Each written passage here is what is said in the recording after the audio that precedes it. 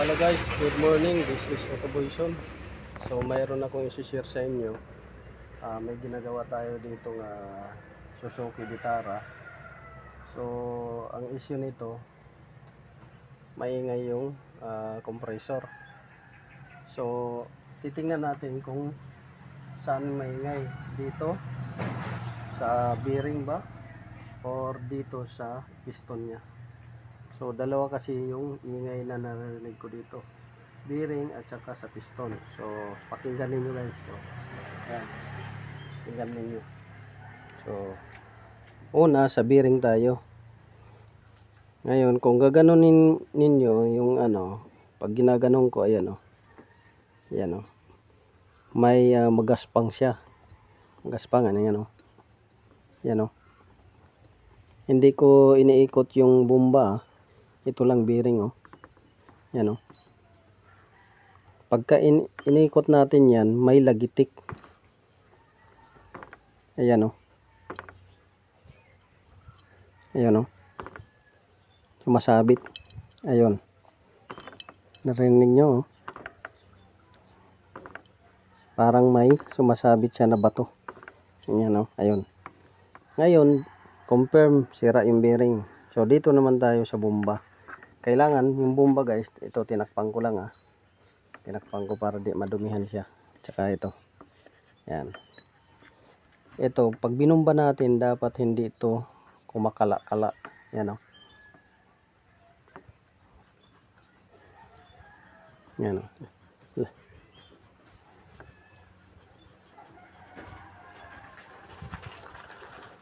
yan. Although na bumubomba siya, pero ayun sa loob, yan lapit mo,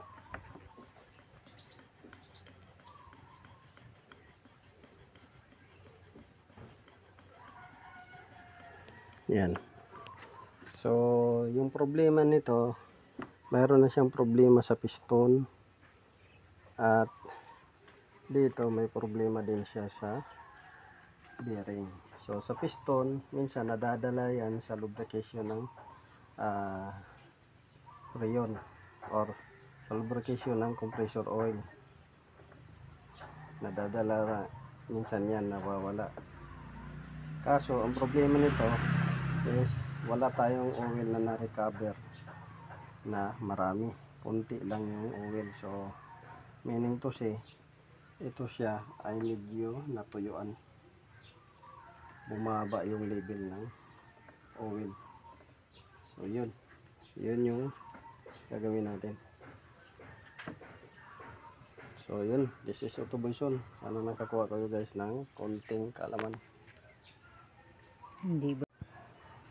So ayan guys, nabuksan na natin. Ayan, ito yung tinatawag na magnetic clutch. Ito siya. So may kayod na siya, ayan, malalim na yung kayod, lalim na masyado yung kayod niya at kinalawang. So yan yung kayod niya. Ito yung sa gitna, malalim na. Ito yung tinatawag na magnetic clutch. Ito naman yung damper clutch, ito sa labas. Ito tinatawag to damper clutch. Ito magnetic clutch. So dito check natin. Ayan, yan yung itsura niya guys. Itsura ng niya, likod ng magnetic clutch. So kaya tinanggal natin to dahil mayroon siyang maingay, yung bearing sumasabit. So tatanggalin natin yan. Ayan guys, natanggal na natin itong pulley kasama yung bearing. So yan yung bearing nya, ayan, yan yung bearing nya. So check natin kung anong number ng bearing na to. Check natin. So itong bearing na to, pagka tiningnan ninyo sa labas, appearance is good, pero pagka nakakabit na to, yun na, maingay. So ito yung bearing nya. So hanapin natin yung number nya. Parang wala namang number na ano. Ito yung number yata nya, yan. Yung kung kaya natin ma-zoom.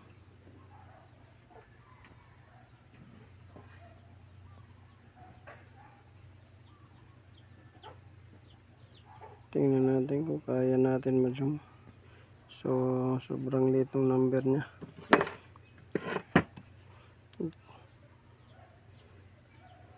Yan. Hindi natin kayang i-zoom. So picturean lang natin mamaya. So ito yun naman yung sinasabi ko sa inyo na magnetic clutch coil nya. Yan. So medyo ano na siya. Nag-uumpisa na siya guys masira. Ang cause nito guys is hindi makapahinga yung compressor, hindi nag-automatic. Pag hindi nag-automatic yung compressor, ganito ang nangyayari niyan, masusunog ito, pati yung insulation susunog. Kaya yan, unti-unti na nagka-crack yung insulation. Yan. So kinalawang na rin siya. Yan.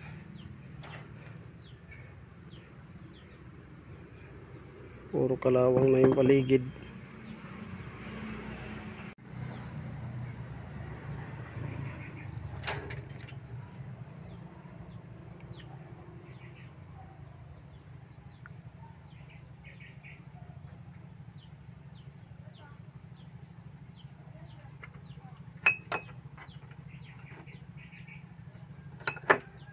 So puro kalawang na dito sa loob, kalawang dito, kalawang na rin, tsaka dyan sa gitna kalawang. So puro kinalawang na. So cause ito guys ng laging nababasa siya ng tubig. Kaya pagka nagpa-engine wash kayo, kailangan to nakabalot para hindi pasukin ng tubig dyan at mag cause ng kalawang at ingay. Tapos dyan sa gitna ganun rin, pati dito. So itong bearing na to papalitan natin. Tapos lilinisan na lang natin to paligid nya, tsaka ito. Dahil mahal ang assembly nito. Ayan o. Kung napapansin nyo, puro kalawang na siya. Lilihain lang natin ng konti para magamit pa to. So yun. Sana nakakuha kayo ng kunting kalamang guys. Palit bearing tayo.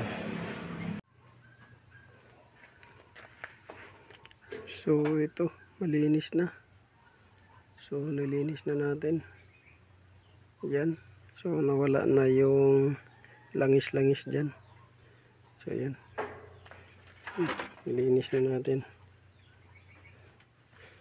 So mga kunting alikabok na lang yan. Pero yung langis, wala na yung langis-langis. So dito na tayo, yan, malinis na. Tinanggal na natin yung kalawang.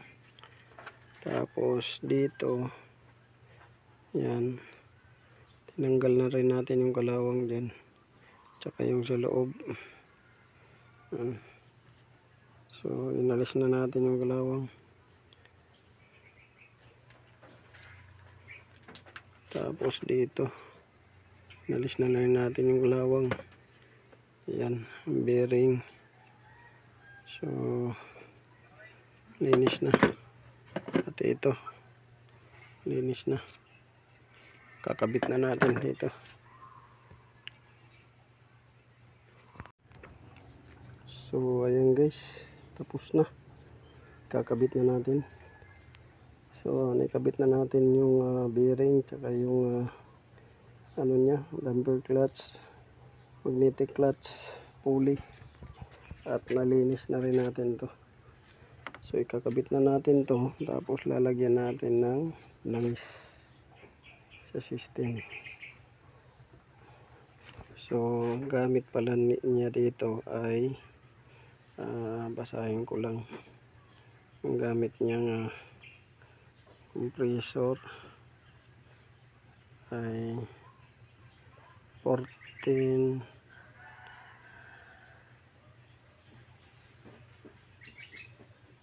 hindi makita guys, 14C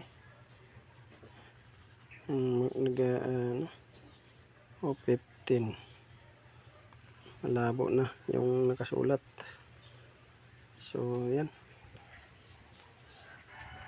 kabit na natin yan.